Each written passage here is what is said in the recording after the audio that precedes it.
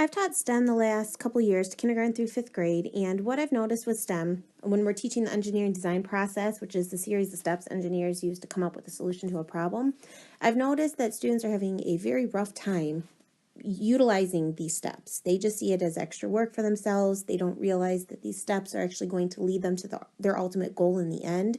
So with these steps, we have ask, imagine, plan, create, improve, and share.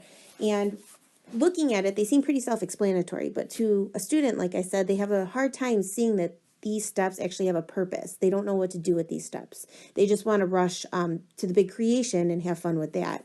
So my problem with this was, how was I going to teach them that each of these steps was important to reach their ultimate goal? Why were they having such a hard time realizing that these were important?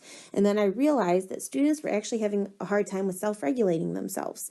And what self-regulation is that the students are self-aware of their learning styles. They're aware that they have a goal in the end that they want to reach. They don't know how to self-monitor themselves to get to where they're going. And it's a struggle for them, but they don't even realize it. And that's what teachers and parents have to do, is we have to step back and realize that self-regulation, the students have to be aware of what they're doing. They have to regulate their time. They have to regulate their doings to get there, to get to their goal in the end. And this is just a starting point for the rest of their life. And research has actually shown that self-regulation in learning is not just a single trait that someone possesses or lacks, but rather involves specific practices that are selected to personally adapt to different learning tasks at hand. So I found a piece of technology, it's called Trello, that can actually help with this problem.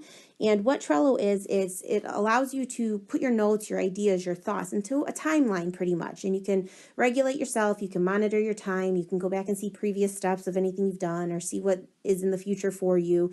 You can add notes, remove notes. Other people can join in on this if you're doing team activities.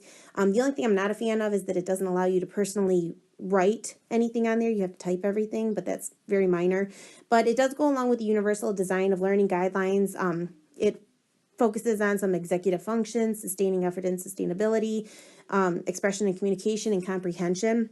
But with Trello, quickly, I just put together a quick little challenge in here, the Taller Structures Challenge. But you can set aside, like I said, each step of the engineering process the students can add to. You can add different components. You can even add some pictures, some attachments, just so that you can, since you can't draw anything, just as a reminder that you can go back and look at. And with team activities, you can actually see what they've added, what they've removed. So it allows you to monitor yourself, keep track where you're at, see where you're at reaching your goal, and then go from there. So this is an awesome piece of technology that really does help with student regulation.